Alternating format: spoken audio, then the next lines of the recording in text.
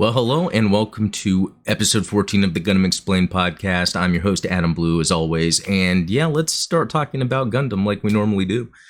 To get started, this podcast should be available everywhere podcasts are available. If not, just let me know. And there's the video version on YouTube. Be sure to subscribe. We're doing a giveaway. There's always like 2 things to be given away. And speaking of that, let's jump into it. With this last giveaway, and I want this open internationally and figure, the shipping cost shouldn't be so bad nowadays. But for this one item in particular, it was super expensive. So I contacted the winner and said, hey, do you have a local shop, where you're located, an online retailer that I can make a purchase and have it sent? And sure enough, that was the case and it worked out. So I think that's how I'm going to handle most of the giveaways. If you check the video that's in the description of the video, and I think even where this is posted as a podcast, there's a giveaway video, and I have one item that I will be shipping to someone, but then there's another item that then I'll make a purchase and have it sent. But what's funny, and actually let me jump ahead real quick. So Karina was the winner, and she got that GPO 1FB. Right? Yeah, because the 2 and the 3, yeah. And you know what? I love the proportions, the scale, the detail of it. Now, she even sent in a screenshot of what she built. And I think it looks great for, these figures that are being sold in Target stores and whatever. And you could easily even further customize this, even the panel lining. Look at all the detail that's in the legs here. You could further customize this with panel lining, other little details. Even the color separation is pretty nice for the size of the figure. So thanks Karina for sending the picture in. And the reason I wanted to talk about this was, so because I wasn't able to ship it to her, and I'll even say it wasn't going to be $90, or I could pay $56 and it would just take like over a month. And so I was like, I want to get it out quickly.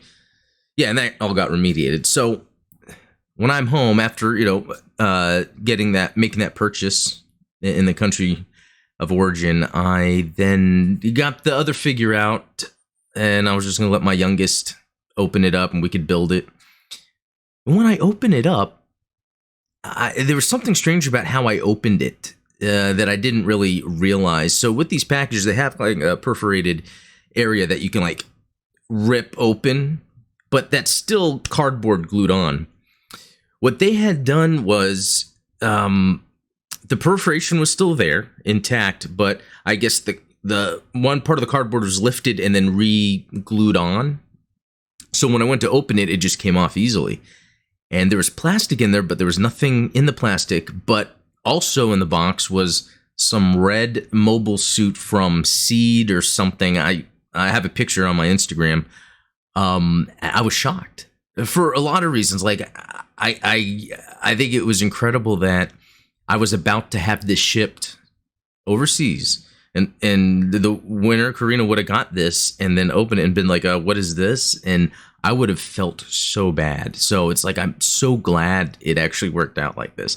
And then I think that's how I'm going to be doing these future giveaways anyway. I'll just, whatever your country of origin is, if it's outside the United States, or even in the United States, it's probably easy to purchase that way and just ship straight to the winner. So, and if anyone has any comments or suggestions on that, let me know. Just leave a comment about that. All right, so let's dive into something real quick. Since the last podcast, I have the Gerbera Tetra Robot Spirits video up.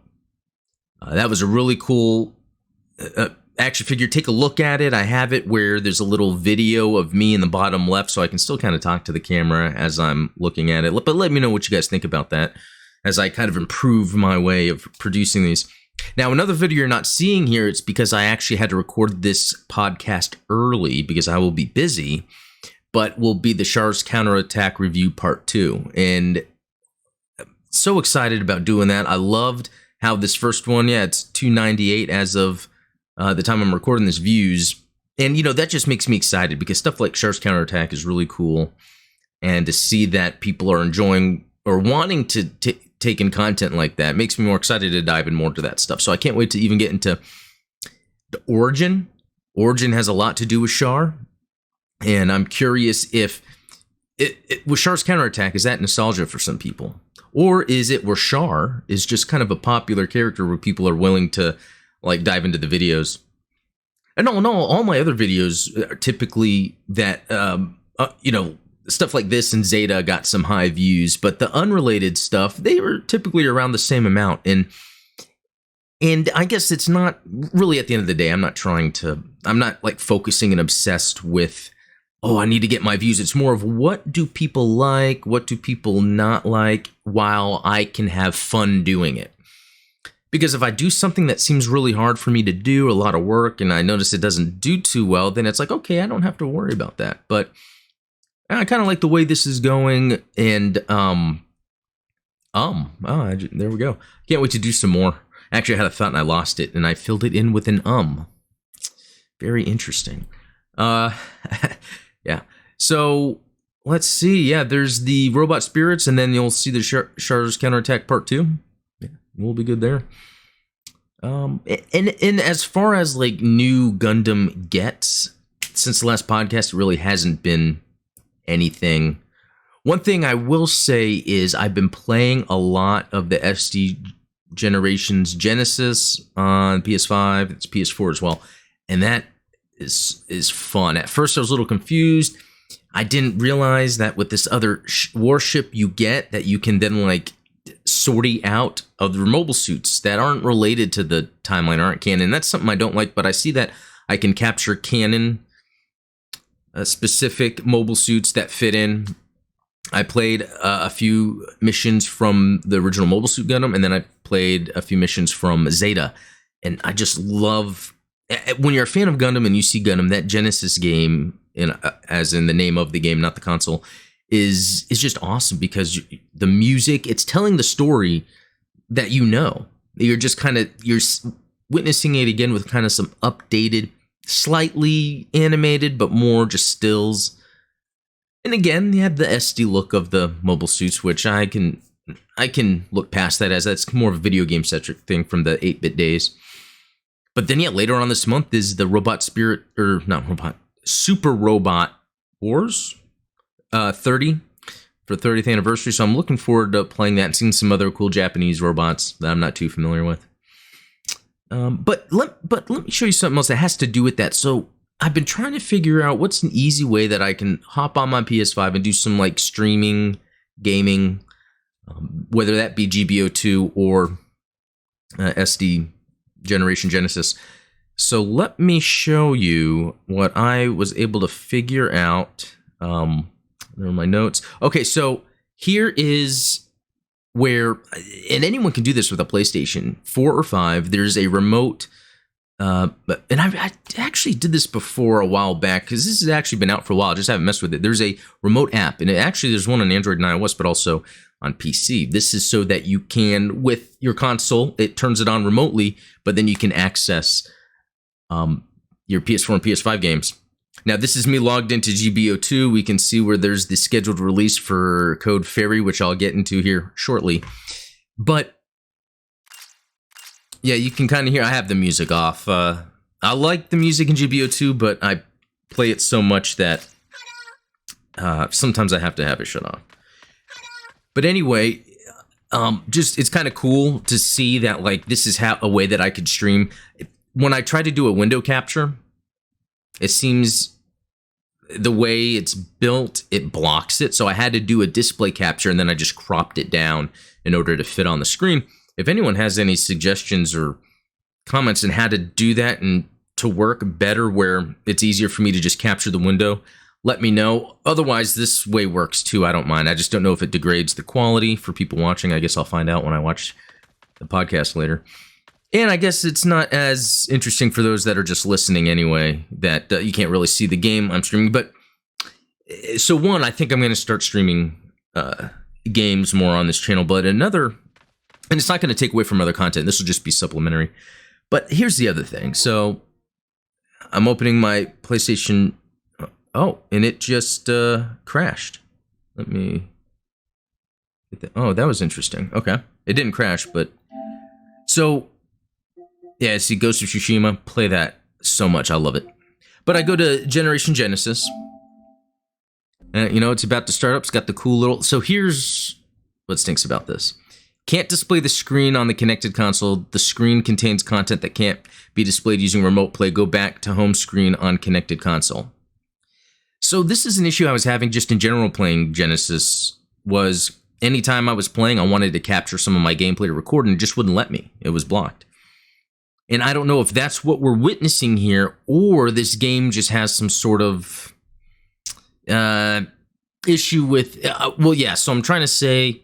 When it comes to capturing, and actually, I wonder if I can test that out real quick. So I just turned on my TV in the living room, and I can see that the opening animation's going. So let's say I was to skip that. And it says, Blue Gamer can see, said something about it not allowing me. So let's...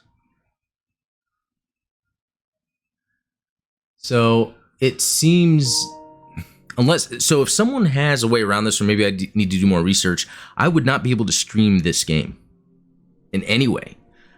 I don't know if that would require me getting an Elgato, which I was trying to avoid doing that so I didn't have to pay. I have a version of it, but you know, it's back when, let's see. I mean, I guess the quality, I guess, doesn't matter too much. I was just saying I have an Elgato capture device, but it's the older version. I know there's some newer ones out, and I just don't want to spend money on that. But I mean, as we can see, a little disappointing. If anyone has a way of getting around this where I can do streaming on the PlayStation, or this game in particular, because yeah, I can do GBO2 just fine.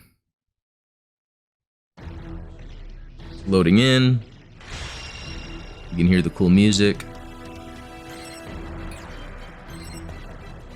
But yeah, we saw that earlier. But anyway, not to dwell on this too much, but a little disappointing. A little disappointing. Let me put my PS5 in rest mode. Oh, I just did that same thing again where it just crashed, or it minimized. Anyway, I thought that was cool. I'll figure it out. I want to start, getting some more gameplay stuff going on. Anyway, moving on from that, but still video game related, is the Code Fairy announcement. So, today's actually the 19th. This is the day for me that this was announced. There's a video on this, and it looks pretty cool. It's showing these really neat designed... So we got new characters. I guess that means new animation, which would be really neat to have these characters animated within this. But it's a single-player story that has missions, and it kind of crosses over with GBO2 in terms of you can do some things in this that unlocks mobile suits and items for GBO2. And in GBO2, depending on your mission rewards, or is it the awards, you can unlock missions in this Code Fairy. So a lot of this is exactly what I wanted. It's that GBO2 gameplay, but within a single-player campaign. Even though there's those missions in GBO2, you can do the training missions. I just like that it's a single-player story. And yeah, just showing some video of that. Yeah, here's a look at... Yeah, that looks really cool. Just seeing these screens with the mobile suits and just the battling going on. I cannot wait to play this. Now, it seems to be coming out in phases of missions. And also I have this thing up here that I found on Reddit. So there's a standard edition and a deluxe edition. I don't think price has been announced yet.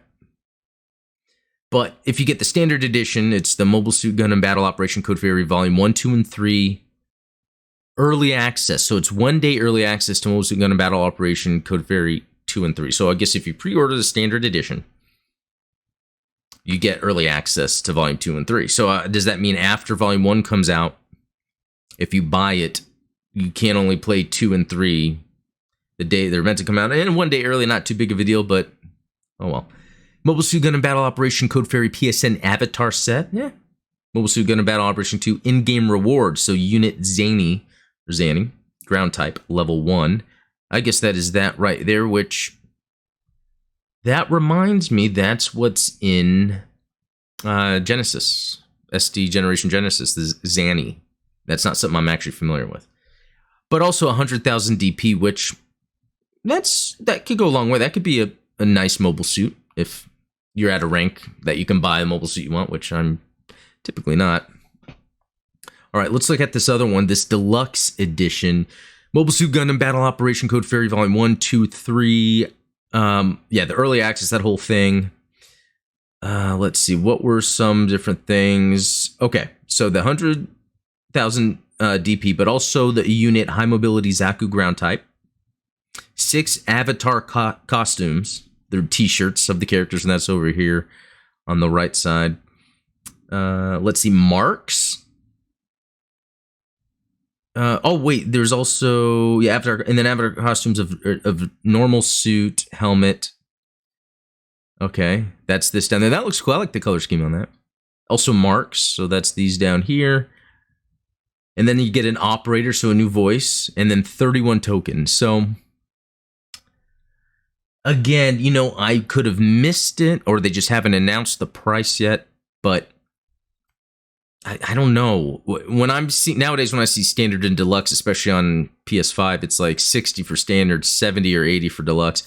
I would not think they're doing that. I'm thinking maybe 20 for standard, 30 for deluxe, or 40.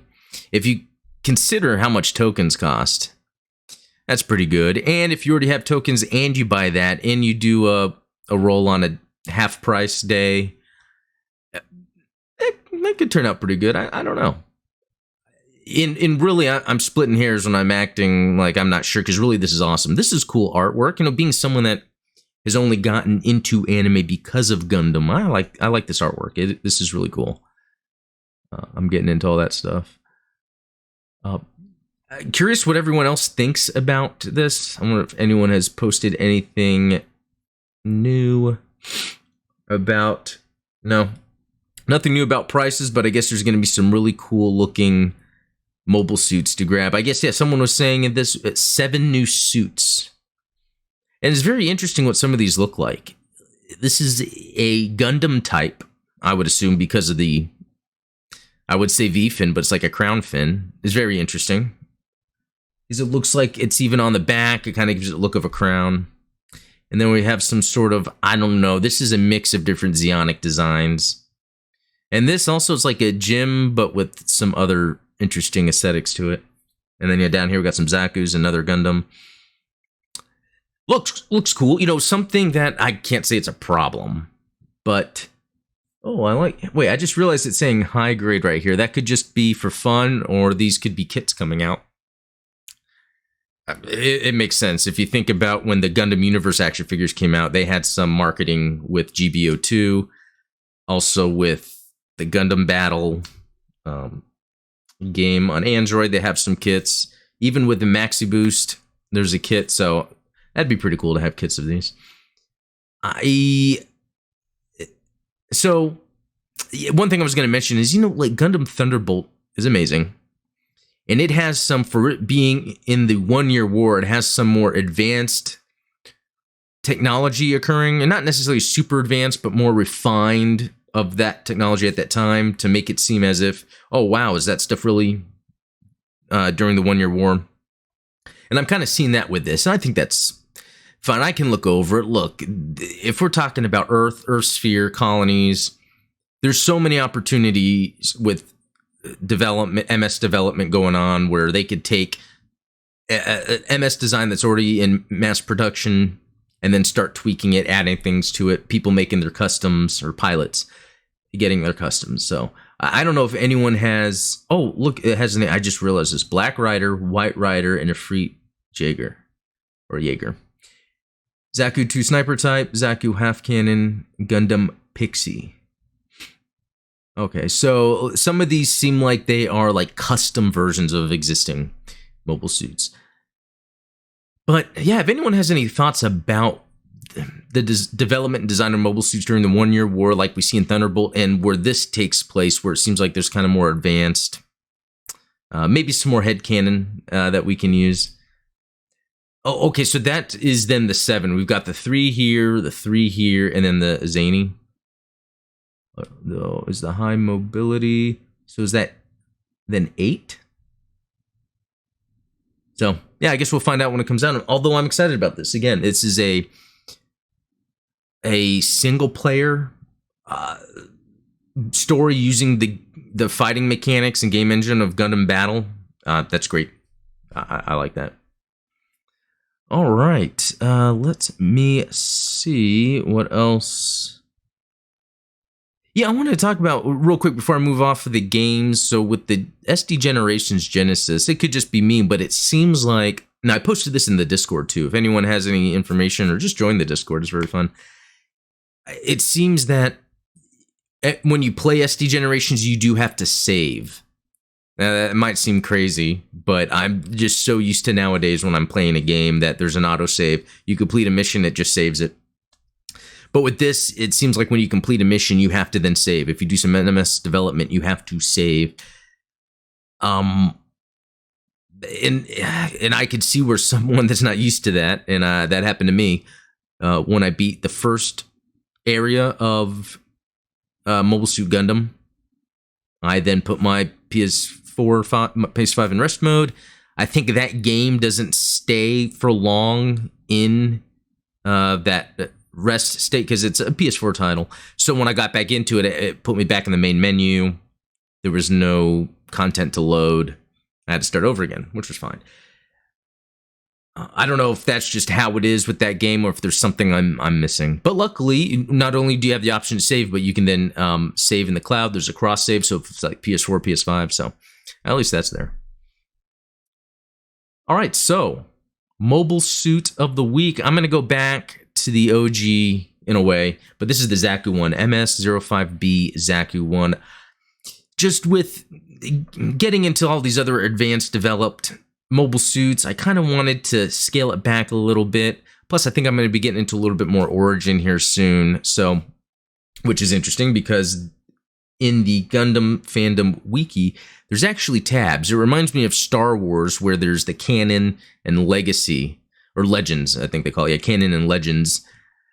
But there's Origin, which, okay, so it has its cool look, and it seems to have a little more, and then Thunderbolt, which again, that whole idea that during Thunderbolt, it seems there's more advanced things occurring that wouldn't have aligned with the 1 Year War technology, but, and this is the same manga version too. So I don't know if anyone out there, and you could leave a comment about understanding the canon connection between main, Origin, and Thunderbolt.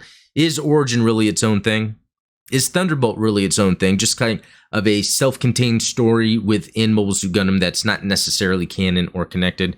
The only thing with Origin, it's giving you the origin of Char. So I would think that would be part of main. But anyway, I could be caring too much about that stuff. But hey, it's Gundam. So yeah, let's dive into this mobile suit. So to look at a few things, yeah, it's been in a lot of shows, movies, games. It's one of my first captured units in SD Generation Genesis. First seen in 0075, last seen in 96. Let's see. Usually it has that, okay, here we go. Developed from a Zaku 1 early type. Very cool. I love this old school artwork that has the real type markings on it. So very cool. And then also developed into, a few different things, sniper type, all into the Zaku 2 mass production, Zaku tank. So a lot of things that we're familiar with, and there's variants with that too. So technology and combat characteristics. By the outbreak of the 1 Year War, the MS-05 Zaku was 5 years old and largely considered obsolete. The mobile suit was developed as the first combat use mass production mobile suit, but it was soon superseded by the MS-06C Zaku 2 early production type. After that, it was phased out and mainly consigned to auxiliary duties such as training, construction, and supply duties. The Zaku 1, however, has infamous history as it was used by the Zeon Marines in gassing of colony populations and preparing these colonies for their drops on Earth. That's scary stuff. I love the portrayal of that in Origins. It wasn't until the closing months of the One Year War that the Zaku Is finally saw frontline action and had a chance for some real glory. After Zeon's crushing defeat during Operation Odessa, Zaku Is reinforced their faltering main forces and saw some of the bitterest action of the entire war. Fighting desperate rearguard and holding actions often against the now superior Federation mobile forces. The Old War Horse also fought in the very last major actions of the war alongside advanced mobile suits such as MS-14 Gelgoog units during Zeon's last stand at the space fortress Abawaku. So, pretty cool there. Armaments. Now, there's a lot here. I'm actually not going to dive into all of them. I'm just going to kind of quickly... So, it's got a 105mm machine gun, the standard weapon. So, 120mm machine gun, another standard weapon. Let's see. It's got the H&L SB-21K, or 280mm A, and Zaku. I'm just spewing a bunch of letters and numbers. Zaku bazooka. So, bazooka. Initial type bazooka, 90mm assault rifle, a shotgun. Okay, pump action shotgun. It is of the same type as the one used by the Camphor. So that's very cool. That's a very good weapon. It works wonders in GBO2 to stagger enemies. 880mm RBT-27 Raketen bazooka. So another bazooka. Got the Heat Hawk. Very normal. Typical for those. G3 nerve gas grenade launcher. So this could be, is it related to, gassing the colony to prepare it for the drop on Earth. An S-mine, so anti-personal explosive fired from various locations on the Zaku's body. Okay, yeah, I remember this. I forget which one I was watching this in, although I think that's in 08, the MS team, where they shot them out to try to kill personnel that's around it. Knuckle shield, modified Zaku 2 shoulder shield. Okay, so it's like that, shoulder shield they had, but it's reversed and it has the spikes. Typical shoulder shield, heat sword. So something similar that the Goof would use. Okay, yeah, Goof. Developed for the Goof line of mobile suits. MIP B6 cracker grenade. Identical to those used by infantry. Okay. Sturmfaust, so that's that disposable rocket launcher. Again, something that's on the Camphor. And then the shield. So there is the shoulder shield that we normally see, and then just a regular shield. The shields are also treated with an anti-beam coating. Typically, physical shields can only take so much. Okay, so it's not explaining it more. I was curious if it's different than the typical shoulder shield in any way. Oh, that looks cool. Oh, that is very cool. And black tri-stars. Okay, so yeah, I guess lots of variations. Yeah, it was the first mobile suit. I guess it had gone on for 5 years before they decided to develop something new, so it could have seen a lot of variations, which is actually in the wiki. So if you were to visit the wiki, it actually shows more of them. All right, so history introduced in UC 0075, the MS 05B Zaku I was the Principality of Zeon's first true mass production mobile suit. Although designed as a frontline combat unit, Zeon's upper brass concluded that it was not adequate to serve as their mainstay unit in the coming war against the numerically superior Earth Federation. The Zaku I was soon replaced by the improved MS-06A Zaku II first mass production type, which was in turn replaced by the MS-06C Zaku II early production type, which was finally replaced by the MS-06F Zaku II as the mainstay of Zeon's mobile suit forces. So 1 year war. Early during the 1 year war of UC 0079, most Zaku's ones were relegated to menial construction and supply duties, although a few did continue to serve in combat roles. During the war's opening days, Zaku Is were also used in other combat-related work roles, including gassing of colony populations, attaching booster engines to space colonies to hurl them towards Earth, and so on. It wasn't until the last months of the war that Zeon, desperate after facing losses in Operation Odessa and Operation Star 1, would move the old Zaku ones back to the front lines to reinforce their faltering main forces. Several units would even see combat on Earth when the Midnight Fenrir Corps fought in defense of the California base. Another known variant was piloted by Eric Blanque, who colored his unit purple and gave it shoulder armor spikes as well as a commander's antenna. For melee combat, Blanc's unit is armed with MS-07B Goof's heat sword. Third Neo-Xeon War. After 1 year war, the B-type Zaku ones would be kept and used by Xeon remnants right up to UC0096. During the events in Last Sun, the customized Zaku I piloted by Darmak Barlow features modified knuckle shield and shoulder shields with hard points to increase its weapon loadout. Very cool. And then, yeah, there's some pictures here showing different Zaku ones and all their different weapons. That's that knuckle shield.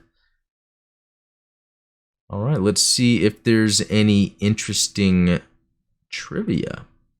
Zaku I was originally simply named Old Zaku in the settings. That must be a game or something. The name Zaku I first appeared in the 1981 sourcebook Gundam Century. The term Old Zaku was used in several works as an in-universe nickname for the Zaku I. The S-Mines is likely a reference to a similar anti-personnel mine used by the German in the Second World War. In Mobile Suit Gundam, Bonds of the Battlefield, and its portable version, the Zaku I has mediocre general stats, but is the only unit in the game that can do a 6-hit melee combo, assuming that the other melee weapons have options have been unlocked. The string can only be done fully. Okay, I'm not going to go into all of that, but so that is a game, Bonds of the Battlefield. Oh, interesting. It's a Japanese arcade game. Very cool. Stuff that would never come here. Well, that is the mobile suit of the week, and that is the MS-05B Zaku I. If anyone has any more information they want to share of it, yeah, feel free to leave that in the comments. Again, here's a look at the Origin version. I really love the way that looks. And then Thunderbolt. I like that yellow kind of construction look to it. Reminds me of the power loader from Aliens. So, forgot to look at some of the mobile suits shared last podcast. So this is from Uncle Tom. Actually, I forgot. Did I? No, this, I don't think I shared this one. This looks like the standard high grade that's like in Target and everything.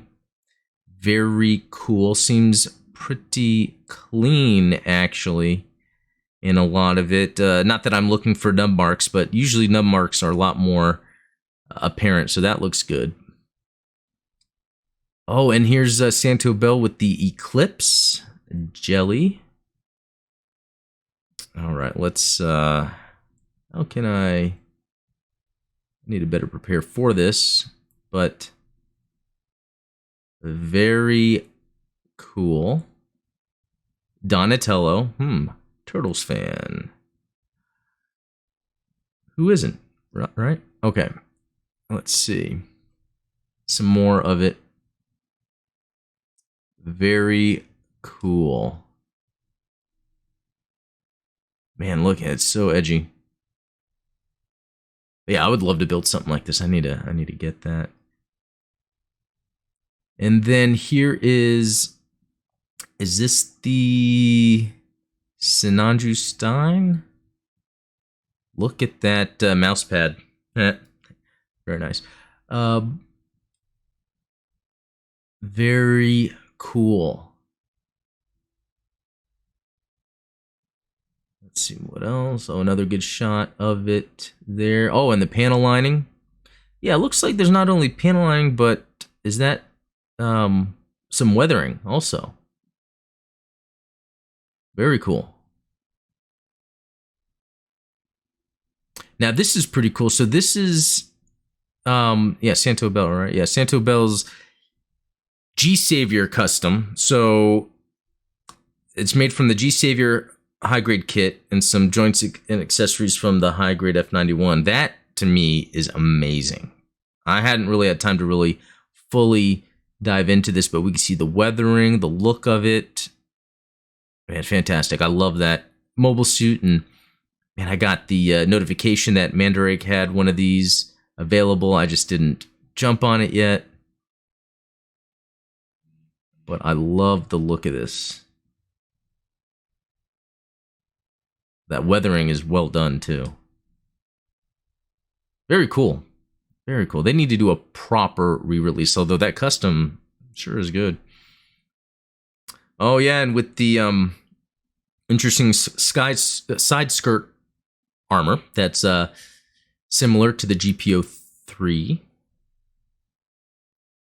Oh, and another one with the Gatling. Very cool. Yeah, very nice. So yeah, thanks for sharing that. Oh, Will got himself the SD, I think as SD, yeah. Super Deformed Sazabi. I'd like to see that built. Oh, and here's that Zaku II, what is it? There's some FS or something, there's a specific name for it, but yeah, from 0080, more in the pocket. Very cool design. And then, oh, I was just showing off a Megazord. That's just a, was it Soldier Koken? Something like that. And then, yeah, don't ever talk to me or my sons. Ever again. Oh, and here's a Shining Gundam. Okay, I didn't know that. Luckily, you put that in there. That was Uncle Tom. Very cool pose, actually, like that. And then I look the look with the hand being open. Even though I'm not familiar with that series, that does look cool. And then here, Will shared this Pumpkin Haro or Hygog. More, yeah. Or both? Or wait a minute. Am I just now realizing something about Haro and the Hygog? That might be another video. Oh, and it's glow in the dark. Wow. Oh yeah, then Uncle Tom was showing off a box he found, which is a transformable Zeta that, and he opened it up so we can take a look. You know, I love the Zeta Gundam. I have many versions. I don't have this, but it is online for a pretty decent price. I might check it out because I like to mess around with those transformable things. But, well, cool. Well, yeah, thanks for those who, you know, share their gets on there. Yeah, it doesn't have to be built Gunpla like you saw, but it could be other action figures or memorabilia. It's just really cool to share, especially if you find out something new you didn't know existed. Or, yeah, like that Zeta, or just seeing someone build that Santo Bell's G-Saviour custom. Now that's awesome. All right, so yeah, let's look at some comments here real quick. This is from the last podcast, from Rob the Builder, SDGGG. It's certainly a slower paced game, but it's great to quickly tell the story of most of the major stories. I found the biggest pro for me outside of the stories was the sheer amount of MS you can get. I absolutely agree. Sorry, phone was going off. Absolutely agree that the game would be a lot more successful if the game had standard styles. I know you didn't outright say it, but I think you were working your way around it. Haha. Also, Flail Through is a great channel. Rob is my main GBO2 YouTube channel. Oh, so maybe I didn't know that or look it up. Oh yeah, I didn't. I didn't see videos. So yeah, Rob, if you have another channel, let me know. But the Flail Throughs, yeah, that was cool too to see that. And not many people are really playing through and talking about Generations. I would if it wasn't for the fact that my remote play is blocking the content. But anyway, yeah, thanks for sharing that. Let's see, from the other podcast, Abraham Lincoln, great vid. These podcast videos are always my favorite. Also, funny coincidence, I just found out about those SD games myself this past week while looking for Gundam strategy games. Just need to find a way to play them on PC because I don't have a PlayStation. So yeah, Super Robot Wars 30 is coming out soon on PC and will be on the Switch. And then that might be PlayStation 2, I don't know. But then there's also the other generation, what was it, Cross-Rays. Even though it's not UC, it's still cool. That's what like set me off. I was like, ooh, I like the production value of this. I want to see if there's a UC version. Thanks, Mr. President.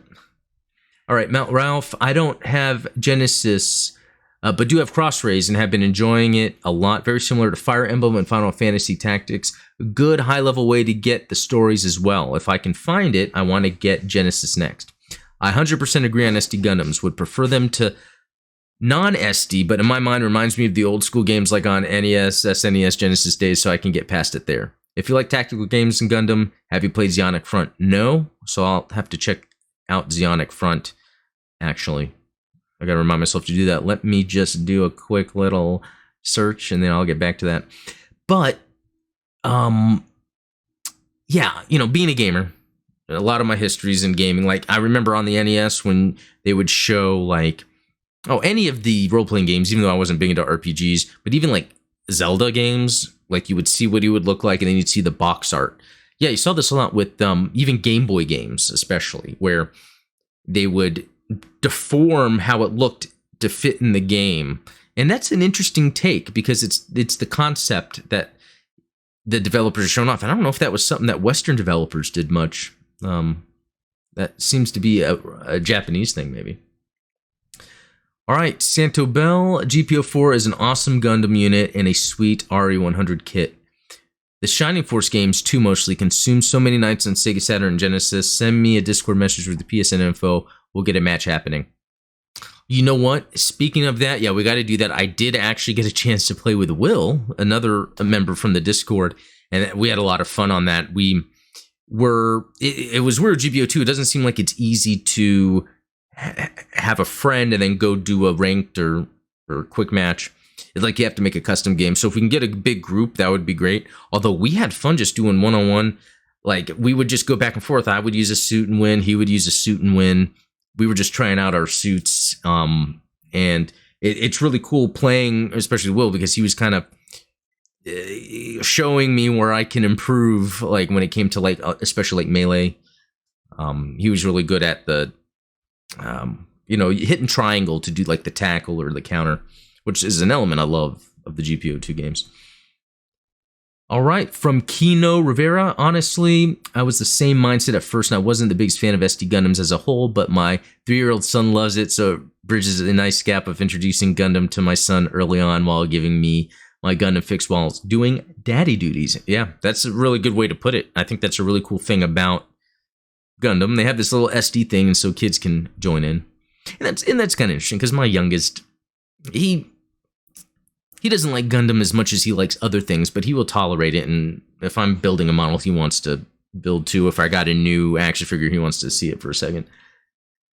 Let's see. Oh, Robert, again, with his excellent commentary, congratulating me on my subs. Thank you very much. Oh, and the live stream with his artwork. I will be doing that live stream soon. I just haven't really had the time to do it. As soon as I can fit that in. Yeah, the live stream will be having just a movie on in the background, maybe some gaming, showing off some artwork, just to hang out and just really talk Gundam. Yeah, that would be cool to do these live streams and then also play GBO2 and then have people join in so we can, like, play and talk Gundam. All right. And Robert's asking for a copy of GBO2, but it is digital only. And he had some other...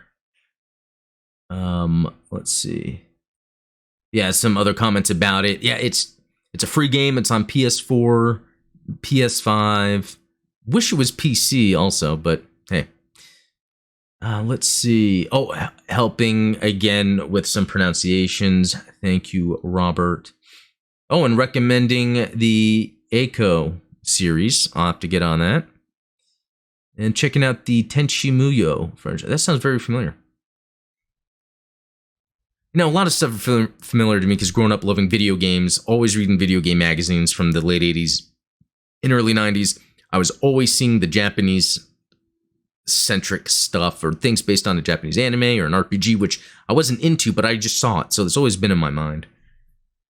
Let's see. Bongerman 420. If Lady Hammond was a new type, the Universal Century would be a better fictional alternate space-time continuum. Now, I'm interested if you want to expand on that, because, very interested in what you mean by that. Thanks, Bongerman 420. Cool name. Okay, Angel Arturo Captcha Hirakaya. I hope I did that right. Great video and review. It was worth saying your name just to read that comment. Thank you very much. That stuff's always nice. Okay, Santo Bell. The side swivel on the lower arm would be a great feature on some of the high-grade kits. Nice figure, another cool red mono. I'm liking the effect parts. As always, with an RS figure, yeah. The effect parts on Robot Spirits, that seals it for me. But that is interesting about the high-grade kits, because there are some engineering that has gone on lately, like with that G40 Gundam, that really adds some extra articulation to get some crazy poses. Some more than necessary. But having the shoulder, or I'm sorry, the elbow kind of have more swivel on it to help with like positioning. I think a lot of, especially if it's a mobile suit that has to carry a gun that maybe goes under the arm or on the arm, I think there's more that can be done there in general. And there's those newer Zaku II high grade kit coming out that has like the soft plastic and some other engineering. Yeah, especially when it comes to the shoulders like moving in. So I can see that being a possibility. All right, Zendito Celtawan. I really hope this channel will grow massive soon. Anyway, can you review RG New or maybe the Robot Spirits one?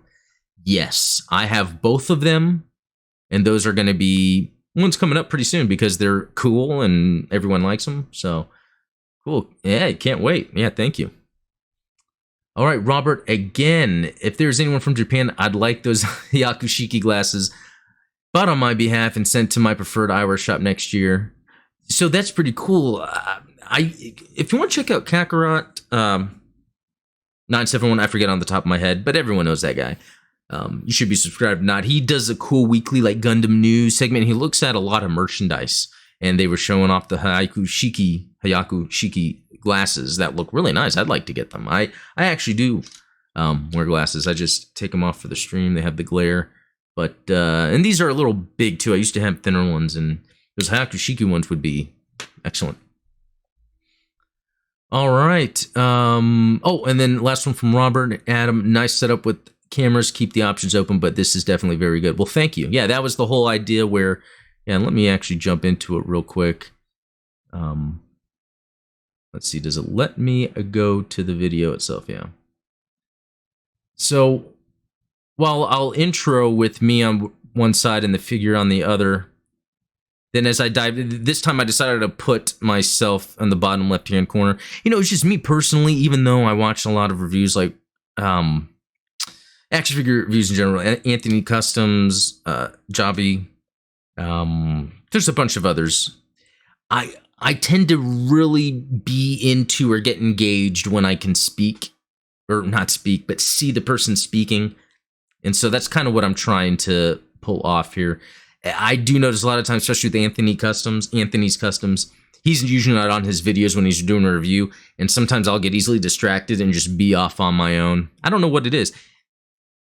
And then you can't really listen to it as a podcast because they're looking at the figure. So anyway. But anyway, that's it. Yeah, thanks, Robert, for that. But yeah, guys, thanks for watching. Or listening. There will be that Char's Counterattack review part 2 up by the time you're listening to this. And yeah, I can't wait to see what's going to be the review for next week. So yeah, thanks for watching. We'll talk later. Bye.